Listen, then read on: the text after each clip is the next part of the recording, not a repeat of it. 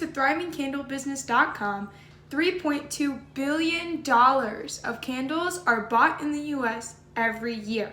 More than 1 billion pounds of wax is sold to the US for this purpose. There are 10,000 different scents of candles out selling in the US right now. And candles can most likely be found in every home, including my own. I burn a different candle almost every single night. So, if you're a candle addict like me, this could be for you. Today, I'm going to show you how you can make your very own candle. So before we start, let's talk about what you're going to need. You are for sure going to need a container to put your candle in, a wick for that candle, glue dots for the candle wick, a knife, a spoon, and a bowl to melt the candle wax, soy candle chips, a cup to eventually pour the candle wax into the candle container, and I'm going to be using 1/4 of a cup, and a scent, and I'm going to be using lavender. Some things that are optional are colored mica powder, I'm going to be using purple, and dried flower leaves such as dried lavender leaves. Something that is also optional for the container is stickers, because I'm going to be using stickers to decorate the container, but you can do all of this without the stickers, mica powder, or dried flowers. So the first thing that I'm going to do is decorate my candle container, and for this you can use any type of sticker or decorations that you might like. Today I have these stickers that I'm going to decorate with. First, I'm going to take the big sticker and put it on the top, like so. And then I'm going to take one of these longer stickers and wrap it around the container to the best of my ability. And like I said, this step is totally optional, as you can personalize your candle any way you want. And for me, I've decided to use these stickers to personalize mine as well. And there's my container. So for the second step, we're going to be placing our wick into our container. So first, you'll need your candle container, your candle wick, and your glue dot. So you want to take your candle wick and place it where you roughly want it in your container, but be very careful because the candle wick is very fragile and you could easily break it. I'm going to be placing mine about right in the middle. And when you figure out where you want to place it, you take your glue dot, you put it to the bottom of your candle wick, and then you place it in. And like I said, be very careful, especially in this step, because the wick is fragile. And once you place it in, your wick is now in your candle container. So now you might be thinking, well, what happens if my wick is too big for my container? And here I have a special tip and trick for you. Take some scissors or a knife if you are comfortable doing that, and place the scissors right on top of your container and make sure they're level. And when you do that, you simply snip your wick.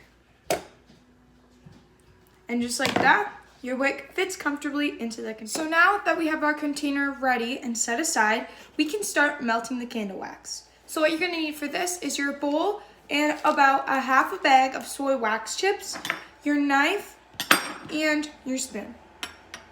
So first, all you're going to do is open the bag of chips and pour them into a bowl. And then you're going to be putting them in the microwave for 5 minutes and stirring when you take it out.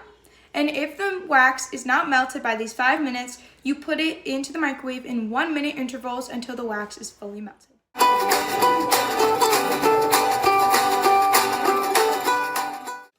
Now that you've microwaved your wax, it's time to take it out. Be sure to use hot pads such as these, because the bowl that you use with the wax is going to be very, very hot. So now that your wax is fully melted, it's time to add the fun stuff.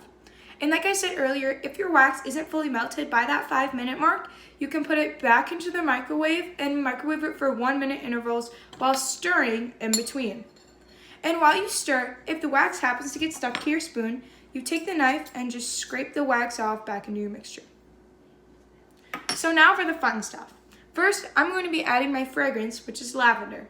And the fragrance is completely up to you and your preference, and how much you add into your candle. I'm going to be adding about 4 drops of lavender. since it's a pretty strong smell. So now that you're adding your fragrance, it's time to add the mica powder.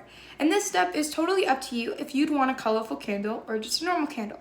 And for me, I like a lot of color, so I'm going to be adding this full thing of purple mica powder.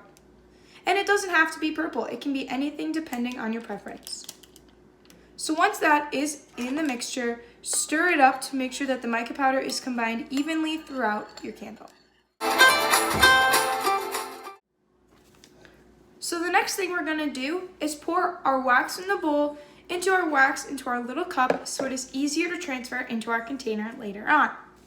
Now when you're doing this step, be careful as your bowl still might be hot, which means you still might need your hot pads. And also be careful that you don't spill this mixture all over, because that could result in a lot of cleaning up to do.